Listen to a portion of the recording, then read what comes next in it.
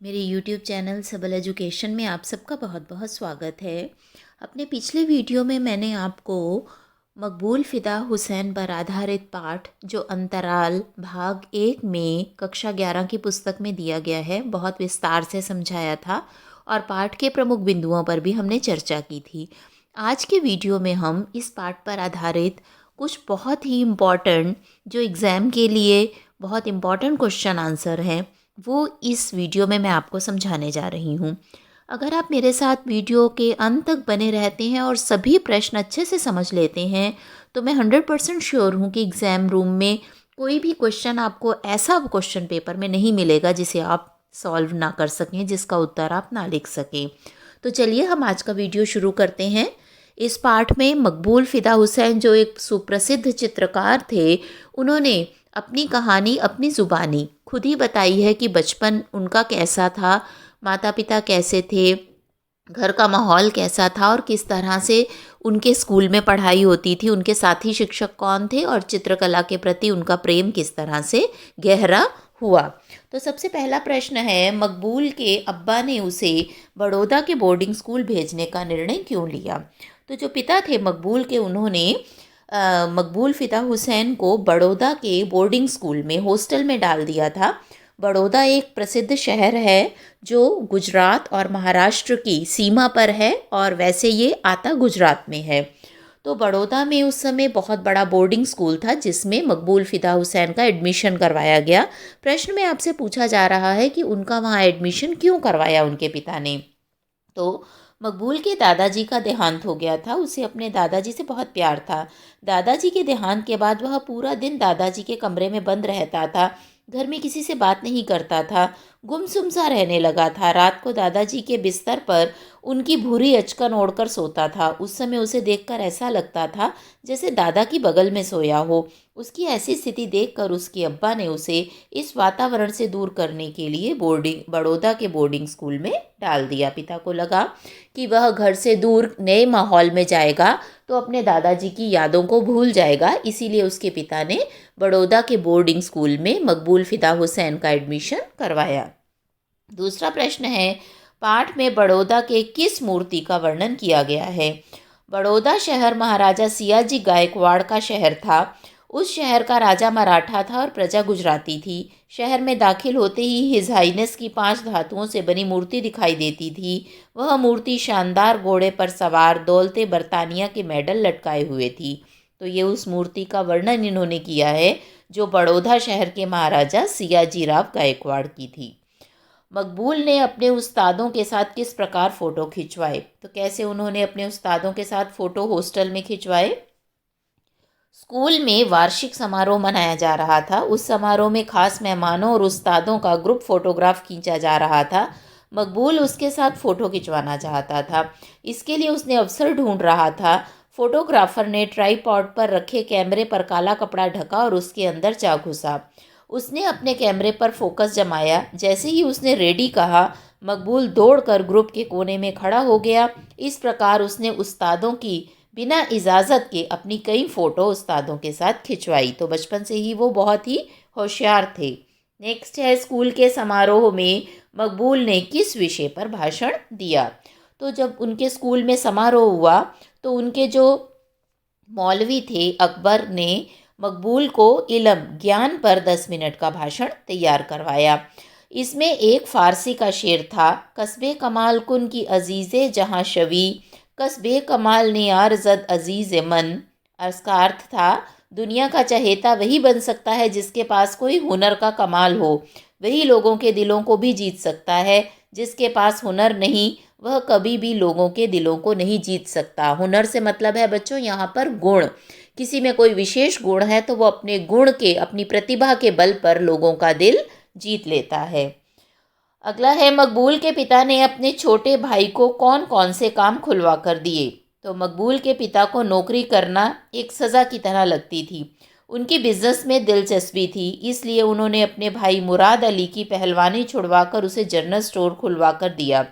General store ना चला तो फिर कपड़े की दुकान खुलवा कर दी। वह भी ना चली तो तोप खाना रोड पर आलीशान रेस्तरां खुलवा दिया। उन्होंने इन सभी कामों पर मकबूल को भी बिजनेस के गुण सीखने के लिए बैठाया। तो मकबूल के पिता ने अपने छोटे भाई मतलब मकबूल के चाचा जी को तरह तरह के काम खुलवा कर दिए। प्रश्न 6 है, मकबूल ने पहली ऑयल पेंटिंग कैसे बनाई?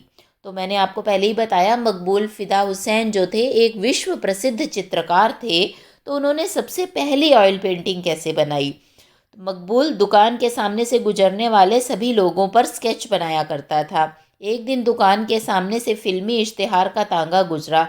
उसमें कोल्हापुर के शांताराम की फिल्म सिंहगढ़ के पोस्टर थे। यह पोस्टर रंगीन पतंग के कागज़ पर छपे होते थे। पोस्टर पर मराठा योद्धा की फ़ोटो थी जिसके एक हाथ में तलवार और दूसरे हाथ में ढाल थी।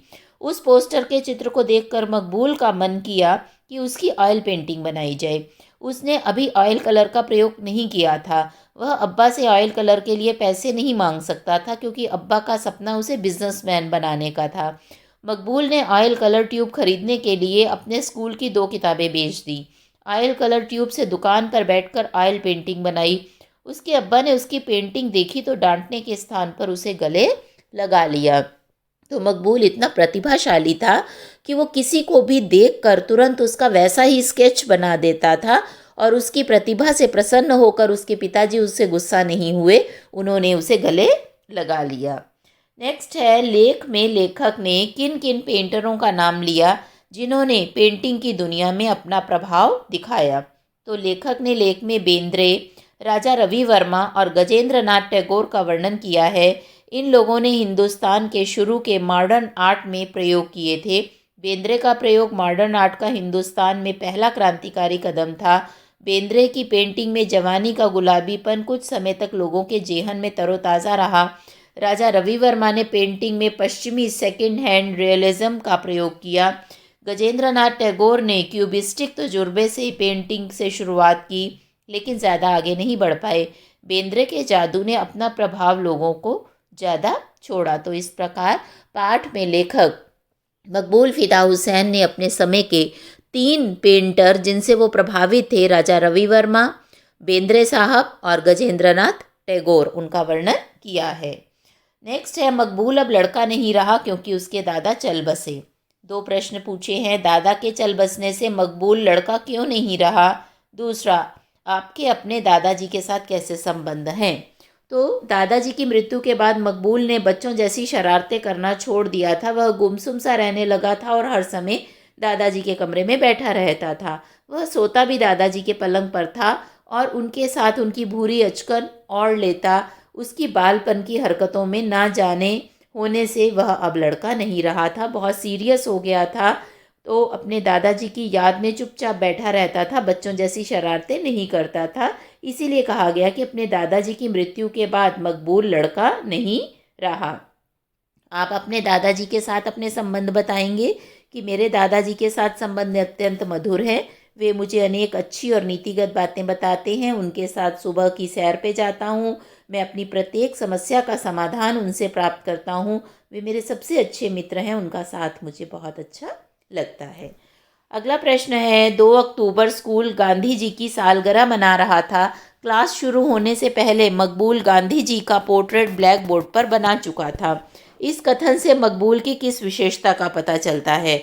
तो इससे ये पता चलता है कि मकबूल की चित्रकला में बहुत ज़्यादा रुचि थी। चित्रकला में हमेशा वह 10 में से 10 नंबर प्राप्त करता था और उसने गांधी जी का जो पोर्ट्रेट बनाया उसकी भी उनके अध्यापक ने बहुत ही प्रशंसा की। आपको किस कला में रुचि है और क्यों? तो आप अपनी रुचि बताएंगे कि आपको संगीत, नृत्य या और कौन सी कला में रुचि है। नेक्स्ट है, मकबूल के अब्बा की रोशन ख्याली न जाने कैसे 50 साल की दूरी नज़रअंदाज कर गई। मकबूल के अब्बा की रोशन ख्याली क्या थी? रोशन ख्याली मतलब दकियानूसी विचारधारा से बाहर निकलना, अंधविश्वासों को या पुरानी बातों को न मानना, आगे आने वाले समय की ओर देखना। तो उनकी रोशन ख्याली ये थी कि उन्होंने ये विश्वास किया कि उनका बेटा एक न एक दिन सुप्रसिद्ध चित्रकार बन जाएगा और इसीलिए उन्होंने अपने बेटे को कैनवस, रंग और सारी सुख सुविधाएं मुहैया करवाईं। कला के प्रति तब और अब के लोगों के क्या विचार हैं? तो उस समय लोग कला को एक अच्छी वस्तु नहीं मानते थे।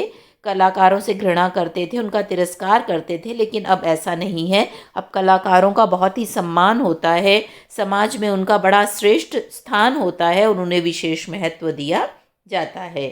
अब बच्चों कुछ मूल्य बोध संबंधी प्रश्न हैं जो एग्जाम में आपसे पूछ लिए जाते हैं। छोटे बच्चों के मन में अपने दादा दादी, नाना नानी जैसे आदि बुजुर्गों के प्रति विशेष लगाव होता है। इस कथन के संदर्भ में मकबूल की मानसिक दशा का उल्लेख करते हुए बताइए कि उसकी मानसिक स्थिति अस्वाभाविक थी। तो जब छोटे बच्चे अपने दादा दादी, नाना नानी से बहुत ज़्यादा अटैच्ड होते हैं, जुड़े हुए होते हैं, बुज़ुर्गों के पास टाइम कम बहुत होता है, इसलिए वो बच्चों के साथ खेलते हैं, उन्हें कहानियाँ सिखाते हैं, तरह तरह की अच्छी बातें बताते हैं, उन पर गुस्सा भी नहीं करते, चिल्लाते भी नहीं हैं। तो छोटे बच्चे बुज़ुर्गों के साथ बहुत ज़्यादा अटैच्ड होते हैं। ऐसे ही मकबूल भी अपने दादाजी के साथ बहुत ही सहज महसूस करता था, अपना बहुत सारा समय अपने दादाजी के साथ व्यतीत करता था और उनकी मृत्यु के बाद वह बड़ा ही उदास रहने लगा। वो उनके कमरे में हर समय बैठा रहता था, उन्हें याद करता रहता था, उदास रहता था और उसकी इस उदासी के कारण ही उसके पिताजी ने उसका एडमिशन भी बोर्डिंग स्कूल में करवा दिया था। नेक्स्ट है, प्राय माना जाता है कि पक्की दोस्ती उन्हीं लोगों से होती है जिनका स्वभाव और आदतें परस्पर मिलती जुलती हैं, लेकिन मकबूल और उसके दोस्तों के संदर्भ में यह बात सत्य सिद्ध नहीं हुई। आपकी दृष्टि में किन जीवन मूल्यों के कारण उनसे उम्र भर दोस्ती बनी रही थी? तो वो बताते हैं कि मकबूल और उसके 5 दोस्त बोर्डिंग स्कूल के अहाते पर मिले। 2 वर्ष तक वो साथ साथ पढ़े। उनकी स्वभाव, रुचियां और आदतें अलग अलग थीं, लेकिन फिर भी क्या हुआ, उनका वातावरण जो था बड़ा ही सहज, सरल और अनुशासन भरा था। उन्होंने अपने अध्यापकों से अच्छे संस्कारों को प्राप्त किया। भाईचारे के माहौल में सबने अपने जीवन को एक दिशा प्रदान की। वो 2 वर्ष तक एक ही वातावरण में इकट्ठे रहे और उनके संस्कार ऐसे बन गए कि जीवन भर उनके दिलों में कभी भी दूरियां नहीं आईं। सबके क्षेत्र अलग अलग थे। कोई कराची का नागरिक बन गया, किसी ने रेडियो स्टेशन पे काम करना शुरू कर दिया, कोई इत्र का व्यापारी बन गया, लेकिन रुचियां अलग अलग होने पर भी संस्कार एक जैसे थे, इसलिए वो सब उम्र भर अच्छे मित्र बनकर रहे। मकबूल के अब्बा के कारण ही मकबूल अपनी ज़िंदगी को रंगों से भर सका। आप इस कथन से कहाँ तक सहमत हैं? सामान्य माता पिता को उनकी इस दूरदर्शिता से क्या शिक्षा प्राप्त हो सकती है? तो मकबूल के पिता ने अपने बच्चे की रुचि को समझा। मकबूल का चित्रकारी के प्रति जो रुझान था, इंटरेस्ट था, उसमें उसके पिता ने उनका बहुत ही साथ दिया। कैनवस, रंग मुंबई से उनके लिए मंगवा कर दिए। और हम इस कथन से सहमत हैं कि अगर माता पिता बच्चे की रुचियों की ओर ध्यान देते हैं, बच्चे के उस इंटरेस्ट को, उसके उस टैलेंट को अगर बढ़ाने की कोशिश करते हैं, तो बच्चे आगे चलकर अपनी ज़िंदगी में बहुत ही अच्छा स्थान प्राप्त कर सकते हैं। माता पिता को बच्चों पर शिक्षा लादनी नहीं चाहिए, अपने इंटरेस्ट को बच्चों के ऊपर नहीं लादना चाहिए। बच्चों की रुचि किस विषय में है, अगर वो इस पर ज़्यादा ध्यान दें और बच्चों का सहयोग करें, तो वो बच्चे जो हैं आगे चलकर बहुत ही प्रतिभावान बनते हैं और अपने क्षेत्र में बहुत नाम कमाते हैं। कुछ और मुख्य प्रश्न हैं निबंधात्मक। लेख के आधार पर बताएं कि मकबूल ने पेंटर बनने का सफ़र कैसे तय किया। तो सबसे पहला उनका सफ़र जो है उनकी बोर्डिंग स्कूल से शुरू हुआ। उसके बाद ड्राइंग मास्टर ने वहाँ पर ही ब्लैक बोर्ड पर जो चिड़िया बनाई, तो उन्होंने बिल्कुल हूबहू वैसी ही चिड़िया बना दी। ऐसा लगा कि ब्लैक बोर्ड से वो चिड़िया उतर कर उनकी स्लेट पर आकर बैठ गई हो। फिर 2 अक्टूबर को उन्होंने गांधी जी का पोर्ट्रेट बनाया। उसके बाद जब वो स्कूल से बाहर निकले और अपनी दुकान पर बैठते थे आकर, तो दुकान पर भी वो क्या करते थे, जो आ जा लोग रहे होते थे उनके क्रियाकलापों को देखते रहते थे और बिल्कुल वैसा ही स्केच बनाते रहते थे।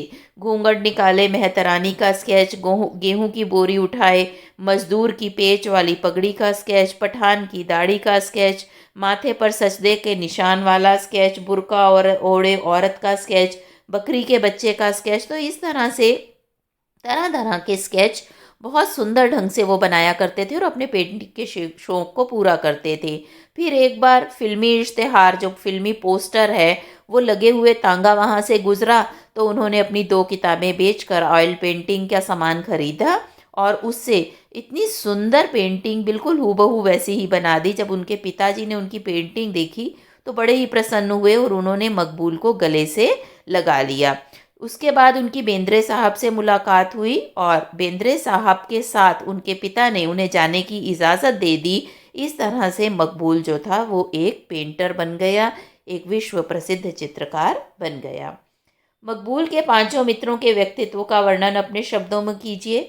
तो अलग अलग उन्होंने अपने मित्रों के बारे में पाठ में विस्तार से बताया है कि एक उनका मित्र था मोहम्मद इब्राहिम गोहर अली डोभाई, जो इत्र व्यापारी का बेटा था। कद उसका छोटा था, गुणों का भंडार था और वो आगे चलकर इत्र का व्यापारी बना। दूसरा अरशद डॉक्टर मनव्वरी का लड़का था। उसके चेहरे पर हमेशा हंसी रहती थी, खाने पीने और गाने का शौकीन था और उसका शरीर कैसा था, कसरती पहलवान जैसा था। तीसरा दोस्त था हामिर कबर हुसैन मकबूल का, जिसे कुश्ती और दंड बैठक का शौक था। वो भी बड़ा खुश मिजाज था और बातें मिलाने और गप्पे हाँकने में उस्ताद था। चौथा मित्र अब्बास जी अहमद थे, जो मजबूत शरीर वाले थे। उनकी आंखें जापानियों की तरह खिंची खिंची रहती थी और स्वभाव से बिजनेसमैन थे। पांचवा मित्र उनका था अब्बास अली फ़िदा मकबूल। उसके बोलने का ढंग बहुत ही नरम था, माथा ऊंचा था, समय का बड़ा पाबंद था, हाथ में हमेशा किताब रहती थी, पढ़ने लिखने का उसको बहुत ही शौक था। तो इस तरह से बोर्डिंग स्कूल में जो उनके 5 पक्के मित्र बने, उनके बारे में उन्होंने बताया। नेक्स्ट है, मकबूल की बेंद्रे से हुई मुलाकात का वर्णन कीजिए और बेंद्रे की पेंटिंग पर उसके क्या विचार थे। तो मकबूल की बेंद्रे साहब से मुलाकात इंदौर के सराफा बाज़ार के पास तांबे पीतल की दुकानों वाली गली में हुई। वहाँ पर लैंडस्केप बना हुआ था। बेंद्रे साहब वहाँ पर ऑन स्पॉट पेंटिंग करते थे। मकबूल को उनकी तकनीक बहुत पसंद आई। वे टिंटेड पेपर पर गुआश वाटर कलर का प्रयोग करते थे। इस मुलाकात के बाद मकबूल अक्सर बेंद्रे साहब के साथ लैंडस्केप पेंट करने जाया करता था। 1933 में बेंद्रे ने अपने घर में कैनवास वैग बार्न नाम की पेंटिंग पेंट की। उस पेंटिंग का मॉडल अपने छोटे बच्चे को बनाया, उसे एक पठान का रूप दे दिया जिसमें फ्रेंच इम्प्रेशन की झलक थी। उस पेंटिंग ने बेंद्रे को रॉयल अकेडमी के रूखे रियलिज्म के बारे उसके साथ एक्सप्रेशनिस्ट ब्रश स्ट्रोक का प्रयोग किया। बेंद्रे के इस प्रयोग पर बम्बई आर्ट सोसाइटी ने चांदी का मेडल दिया। बेंद्रे की पेंटिंग हिंदुस्तान में मॉडर्न आर्ट का पहला कदम थी। इस पेंटिंग में जोश की सुर्खी कम थी, उसमें जवानी का गुलाबीपन ज़्यादा था। बेंद्रे का यह गुलाबीपन कुछ समय तक आर्ट की दुनिया में अपनी छाप छोड़ गया। उन्हें बड़ौदा के फैकल्टी ऑफ फाइन आर्ट का डीन बना दिया गया, जहां वे हर दिल अजीज़ बन गए। बेंद्रे ने मकबूल को पेंटिंग की दुनिया में आगे बढ़ने का रास्ता दिखाया। तो इस तरह से पेंटिंग की दुनिया में जो बेंद्रे साहब थे वो मकबूल फ़िदा हुसैन के गुरु थे। एक तरह से उन्होंने अपनी पेंटिंग के माध्यम से मकबूल फ़िदा हुसैन को उत्साहित किया और पेंटिंग की दुनिया में आगे बढ़ने का रास्ता दिखाया। तो इस तरह से बच्चों, इस वीडियो में मैंने आपके पाठ से संबंधित हर छोटे छोटी चीज़ को लेके प्रश्नोत्तर आपको समझाए हैं। आशा है आपको ये प्रश्न अच्छे से समझ में आ गए होंगे। वीडियो अच्छा लगे तो इसे लाइक और शेयर कीजिए, मेरे चैनल को सब्सक्राइब कीजिए और मेरे साथ बने रहने के लिए बहुत बहुत धन्यवाद।